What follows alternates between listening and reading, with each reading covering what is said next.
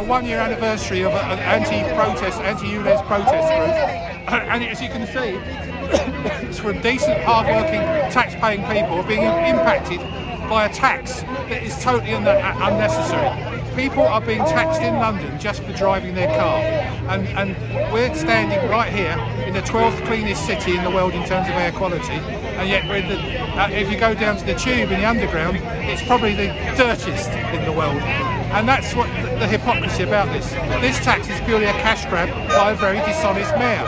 And that's why I'm standing, because I've been asked by Reform UK, who are really rapidly moving up the polls now, because the whole country is disillusioned with politics, both Tory and Labour, who you can't tell much difference between them.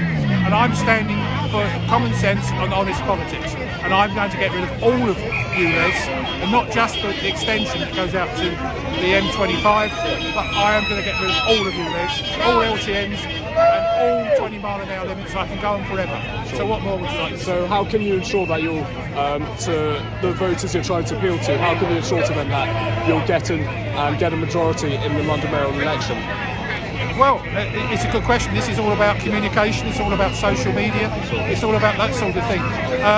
I'm standing along with 19 others, but the top three are going to be Sadiq Khan, Susan Hall and me, Susan Hall the Tory.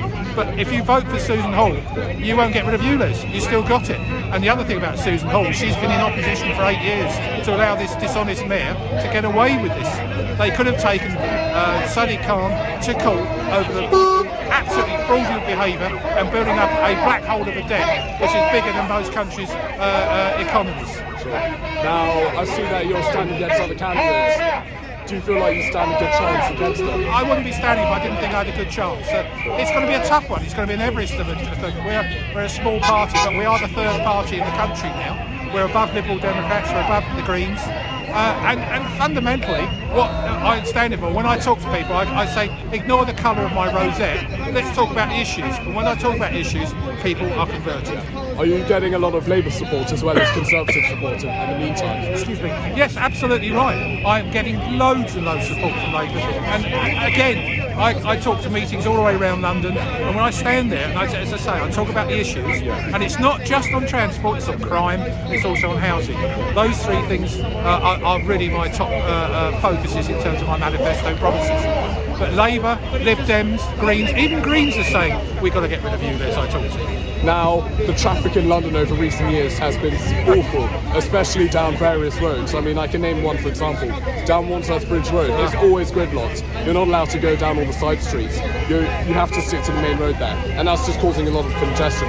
How can you ensure that you'll clear the traffic and cars will be moving swiftly and as quickly as possible? Well, I'm going to actually just say this right away. Remove LTNs, 20-mile-an-hour zones, needless road restrictions, pinch points, floating bus stops and excessively wide cycle lanes, just to start with. But most important with it, the 20-mile-an-hour limit. Were you aware that taxis, black cab drivers in this wonderful city of ours, if they get 6 points, in other words, they get 23-mile-an-hour book for in 20, they lose their livelihood. That can't be right. Let's get sensible.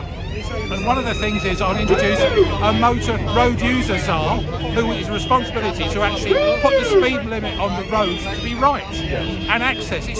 We have to stop rat runs, I'm all for that, but you don't do it by hitting people in the pocket and keeping them in traffic, because all that does is create more pollution. Sure. And in terms of once you get elected as mayor, are you going to implement these policies as soon as possible, or will it be over a period of the next 4 years?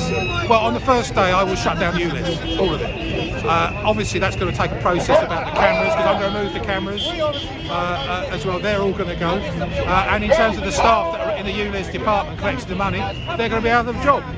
So yes, there will be a bit of a period where we're going to actually make the transition, but on the first day, ULEZ will finish. There'll be no more. And there's a little matter of the fact that since August the 29th, since the ULEZ expansion of London was introduced last, I will return all fees and charges as well. And would you like to say anything else to the camera about your campaign and what you would like to wish for in the future? Well, what I will say to people watching this is look, there's a lot of issues about, we've got Labour and Tory, and everyone says one vote for the other, for me, actually will keep Sadiq Khan in. If you think that way and you're actually going to vote on the basis of something you're scared of, then you shouldn't be voting. You should vote on the issues and what you want. Vote with your heart and your head, and you'll vote for me. So please do that. Thank you so much for your time on camera today. It's been a pleasure.